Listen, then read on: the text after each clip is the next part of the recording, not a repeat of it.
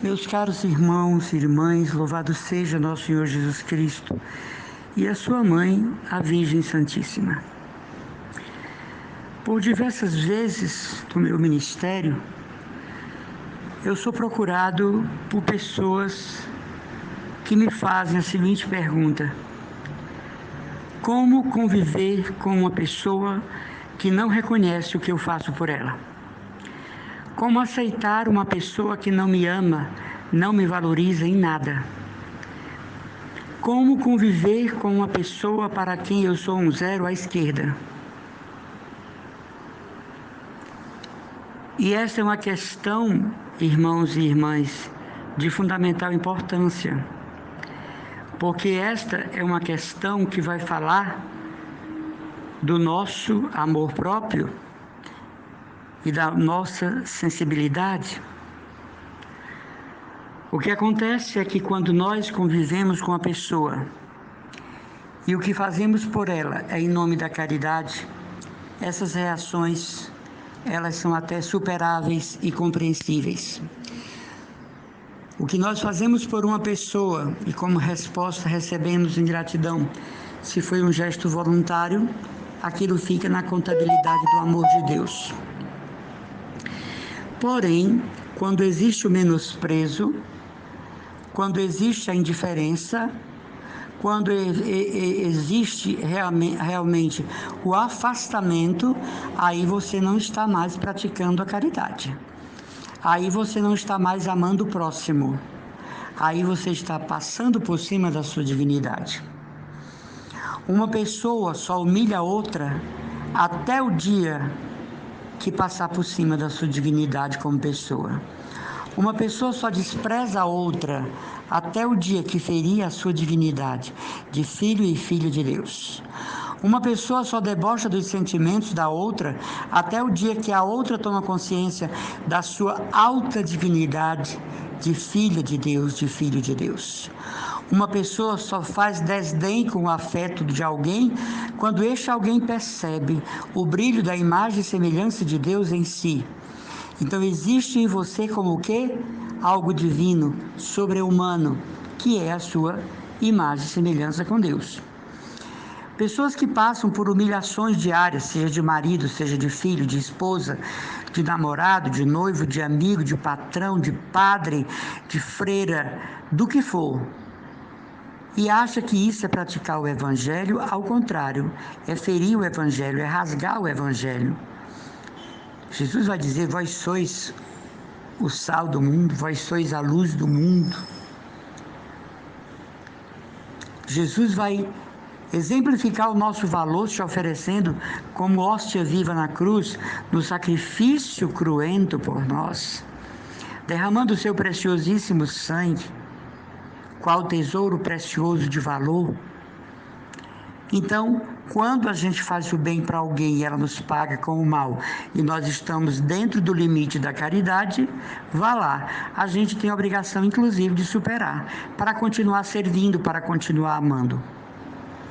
Eu dou um exemplo a vocês. Eu trabalhei numa comunidade durante 10 anos. E eu era muito mal interpretado. Eu era muito mal acolhido.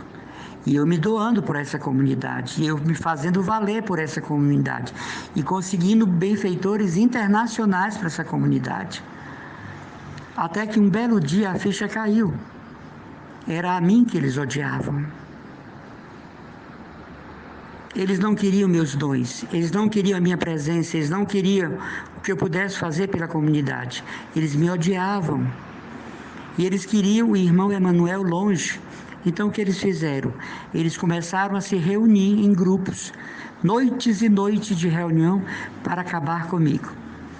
Acabar comigo não acabou, mas acabaram com a comunidade que eu fundei, que reunia quase 2.000 pessoas. E ainda influenciaram autoridades eclesiásticas até hoje. Mas se eu tivesse despertado para isso antes, eu tinha saído antes. Se eu tivesse despertado que na verdade era a mim que eles odiavam, talvez a comunidade estivesse de pé até hoje, porque eu sou só o fundador. Então não era mais caridade que eu fazia por aquele povo, não era mais acolhimento, não é? Jesus disse que um cego não pode conduzir outro porque vão cair os dois no buraco. Então, a comunidade cega de ódio pelo meu ministério, com ciúme dos meus dons, com inveja dos meus dons, e eu cego de amor pela comunidade, fazendo todo o possível e o impossível até, porque haviam coisas que tinham a ver com o exterior, e eu era a ponte para chegar isso até aqui. Então, meu irmão, minha irmã, quando a gente percebe que o outro não quer de forma nenhuma o nosso amor, está na hora da gente, não é? Como diz aqui em português, no bom português, picar a mula. Está na hora da gente sair daquele rodeio, desarmar a tenda, sair daquela aldeia, se autovalorizar, se autocontemplar. Você possui dons e talentos que vão brilhar em qualquer lugar e com qualquer pessoa. Mas ficar numa situação que já não é mais cristã, não agrada a Deus e não vai levar você a nada. Você vai levar o almoço, o jantar para a pessoa e toda vez ela dá uma descarga de ódio contra você. Isso não é o evangelho, isso é se auto-rebaixar, se auto-maltratar, se auto-golpear. Você vai ajudar numa festa litúrgica religiosa e a única ideia que não é aceita é a sua. Por mais brilhante que seja, talvez seja até a melhor. Sai dessa comunidade. Vá armar sua tenda em outra. Quem diz que nós temos que morar e ser da paróquia onde habitamos? De jeito nenhum. A igreja arquidiocese é uma imensidão. Você tem um padre, um bispo que não gosta de você? Não tem, se afaste dele. Você está se auto-rebaixando, você é imagem e semelhança de Deus. Isso é um problema dele mais do que o seu. Por quê? Porque muita gente diz assim, mas irmão, o evangelho não manda a gente se rebaixar, bater de uma face e da outra. Sim, mas quando Jesus está falando isso, é a face da mão, era um costume judaico. Não é a face, rosto. Jesus estaria, imagine, incentivando a violência contra as mulheres. Jesus estava incentivando o feminicídio. Mulher apanha do seu marido enquanto ele quiser bater em você. Era um costume judaico de bater na palma da mão. Era a face da mão e não o rosto. Isso os teólogos sabem. Então não adianta você capinar no roçado que não lhe deram para capinar, ou seja, não adianta você tentar ficar no amor de uma pessoa que decididamente não lhe ama, ou por conta de neurose, esquizofrenia, maldade pura, sei lá. Mas o evangelho não é se auto-rebaixar, não. Humildade é outra coisa. Desculpa o que eu vou dizer. Mas você está numa comunidade, morrendo, se acabando, perdendo sua saúde, e só quem tem valor junto aos fundadores é fulano e beltrano, que não varre um empátio, que não ajuda a fazer uma sopa, que tem desdém com o pobre, que despreza negros, mas são íntimos dos fundadores e fundadoras, saia de lá o quanto antes para viver o evangelho. Você está cooperando para que o mal que ali existe persista e cresça. Às vezes uma esposa, uma mãe, me procura e diz, mas é o jeito, né? Eu sou mãe, é o jeito, eu sou esposa. Não, nada disso. Passou a agredir a dignidade, pode ser o Papa. Diga não. Pode ser o Santo Padre, diga não. A minha dignidade é sagrada. Eu nasci nas águas do batismo. Eu sou herdeiro da glória. Eu sou convidado a herdar a posse do sumo bem. Sobre mim está o jugo de Cristo, de São Paulo. Eu renasci do preciosíssimo sangue de Jesus. Ai, que coisa meiga. Coisa meiga não. Teologia pura. Não fique com alguém que despreza em você o que Deus aprecia, ou seja, o seu ser pessoa. Não fique com alguém que menospreza o que Deus exalta, a sua alma. Não dê atenção a um ser humano como você, que vai no banheiro igual a você, tá certo? Que tem odores, que se não tomar banho, ninguém suporta, e que depois de morto, se não tiver embalsamado, ou se não tiverem colocado uma aplicação, a pessoa mais querida não chega perto do velório. Por que endeusar as pessoas? Por que idolatrá-la? Colocá-la num trono como se fosse o imperador romano? Não. Ame, mas na igualdade do ser. E passou a ter a sua dignidade desrespeitada, não permita, porque isso não é o Evangelho. Tem outras pessoas que me dizem, mas irmão, eu amo tanto que sou capaz de suportar. Bom, aí é uma questão da pessoa, mas que isso é amor, não é.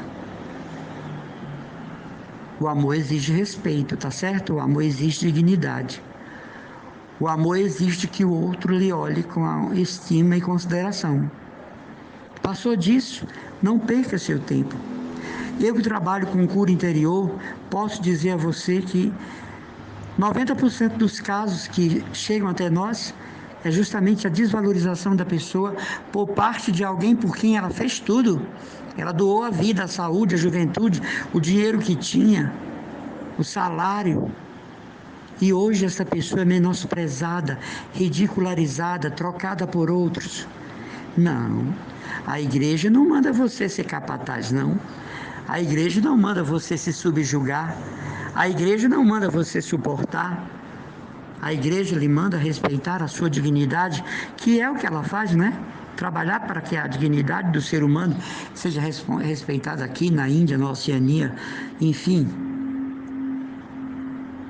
Eu não entendo que humildade seja deixar o outro fazer comigo o que ele quer.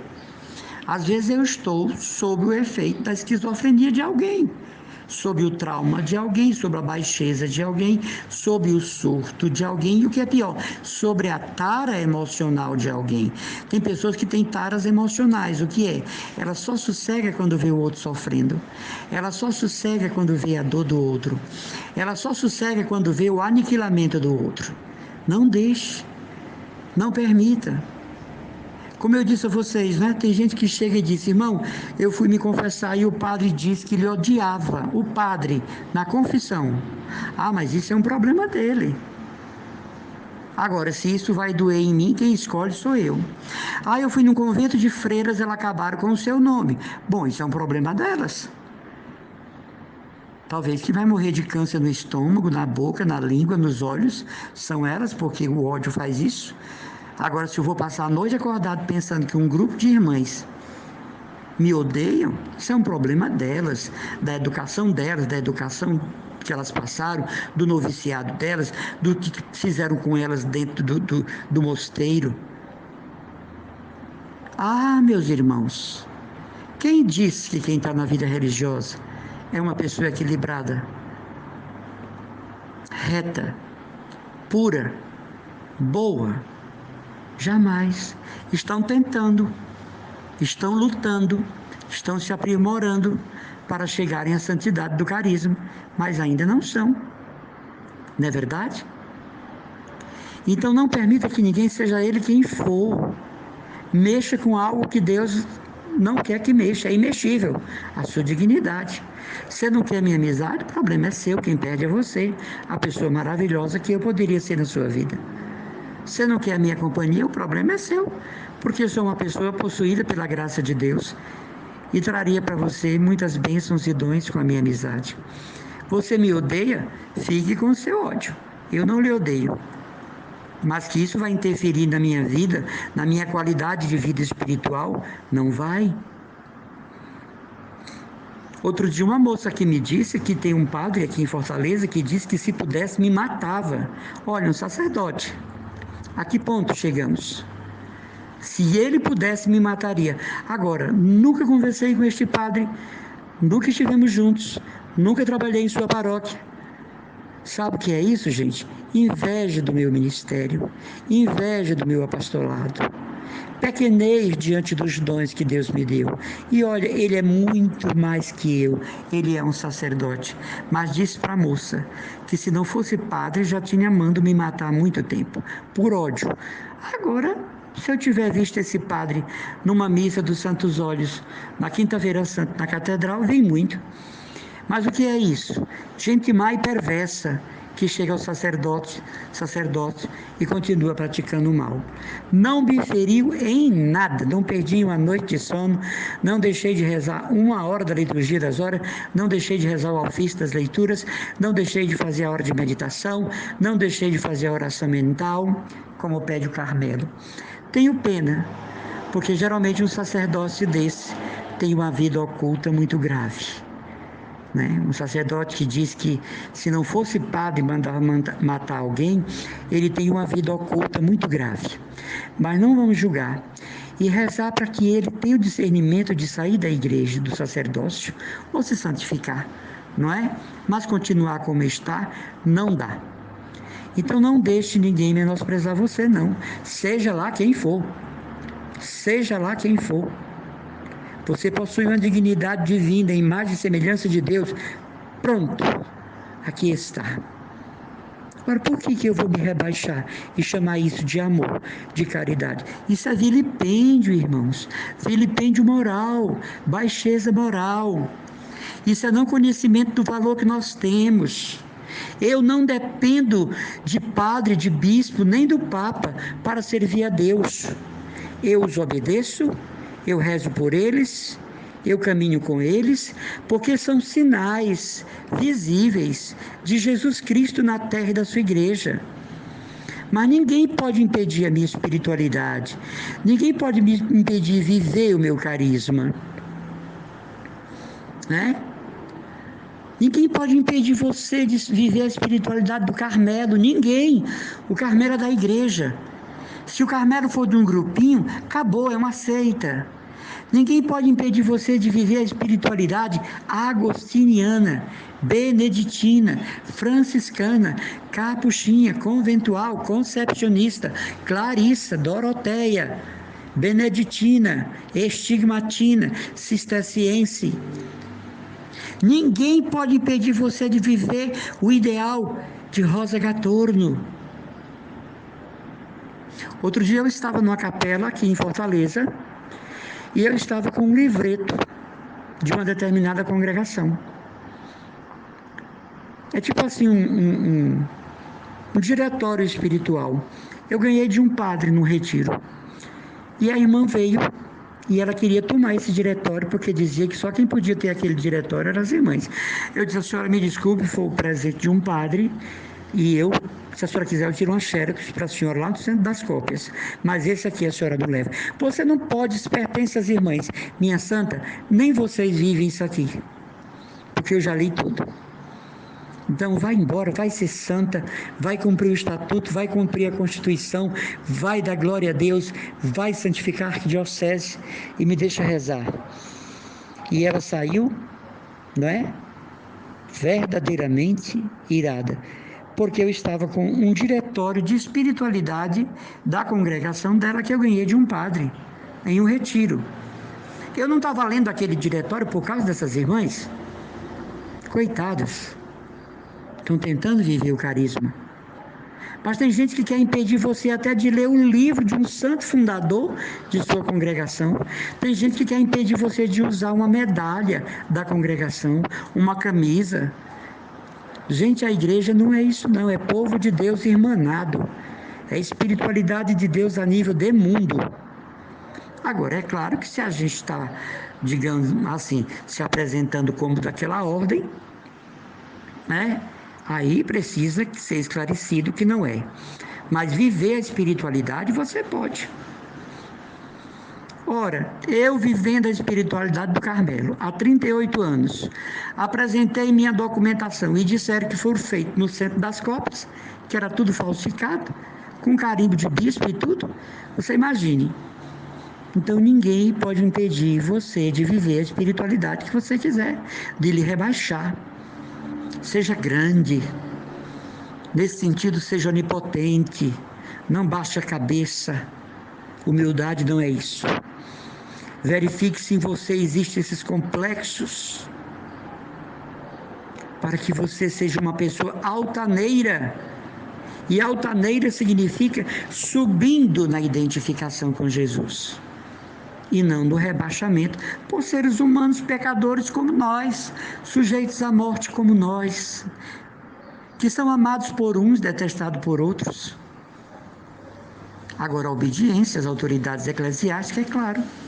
A obediência a quem representa a igreja, é claro. Mas não que essas pessoas vão nos rebaixar, pisar em nós e dar gargalhada sobre nós em reuniões particulares. Isso não. Não permita. Não permita. Sua maior consagração é o seu batismo. E, aliás, a maior consagração de qualquer consagrado, padre, freira, monge, abade, abadesa, é o seu batismo. A vida religiosa é apenas um meio, não é um fim em si próprio, em si mesmo. É um meio para chegar à santidade. Eu estou dizendo isso pelo número de pessoas que me têm procurado. Não sei mais o que fazer, amo tanto, me dedico tanto. Não, está errado. Até o ponto que fere a dignidade humana, não pode. Por caridade é uma coisa, por auto-rebaixamento é outra. Seu noivo está fazendo de você gato e sapato, seu marido, sua esposa, está pintando o 7, o 14 e o 21 com você. Você é um zero à esquerda na vida de sua mãe, seu pai. Você é menos que nada para um amigo, para uma amiga. Você nem existe para o seu pároco. Sai dessa, minha irmã. Eis que desponta nova aurora. Filhos e filhas muito amados por Deus.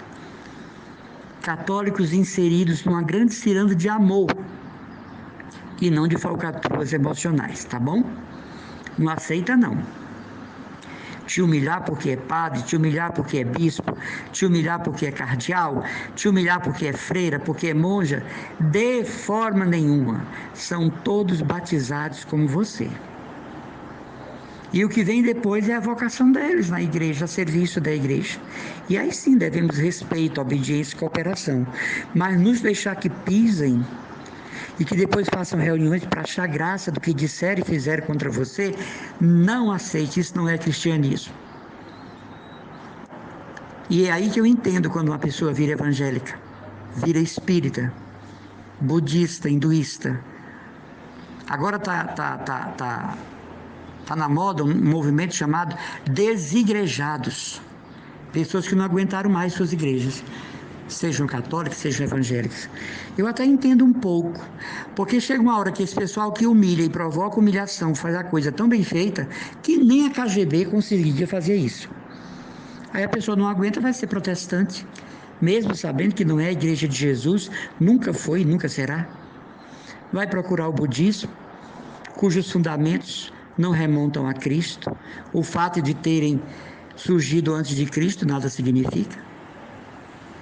Vão ser espíritas para tentar entender o que é que vão ser na outra encarnação ou na que passou. Outro dia uma amiga disse que no centro espírita que ela frequenta, ela vai vir na próxima encarnação como uma leoa. Meus irmãos, pelo amor de Deus, isso é brincar com a pessoa humana, né? É brincar com o ser humano demais, né? Virar como uma leoa feroz. Jesus amado. Mas por conta de quê? Porque às vezes na igreja, na paróquia, são maltratados, perseguidos, odiados. Pessoas feridas vão assumir pastorais. Pessoas feridas vão assumir grupos. Feridas machucadas pela vida vão assumir vocações na igreja. Aí o disparate é grande. Viu? Aí o disparate é grande. A igreja não admite. A igreja não admite nada contra a dignidade humana. Louvado seja nosso Senhor Jesus Cristo e a sua mãe Maria Santíssima, irmão Emanuel Maria, Comunidade Católica e Cristo Dominus.